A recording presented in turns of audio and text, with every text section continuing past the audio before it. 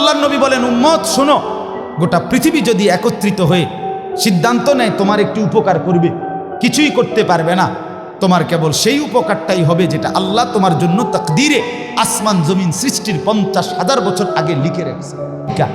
সবাই মিলে যদি এটাও সিদ্ধান্ত নেয় তোমার একটি ক্ষতি করবে, বিপদে ফেলবে, মুসিবতে ফেলবে, আল্লাহর নবী বলেন কোনো মুসিবত তোমার আসবে না, আসবে কেবল সেই মুসিবতটাই যেটা আল্লাহ তোমার জন্য তাকদীরে লিখে রেখেছেন।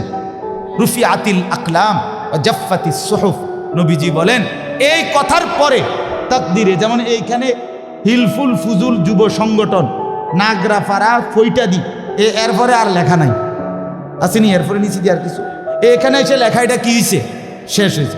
আল্লাহ তাআলা, রসুল বলেন তাকদীরের লেখা এই গোটা আল্লাহর সৃষ্টি, আল্লাহ ব্যতীত যত সাই সব কিছুর তাকদীর আছে।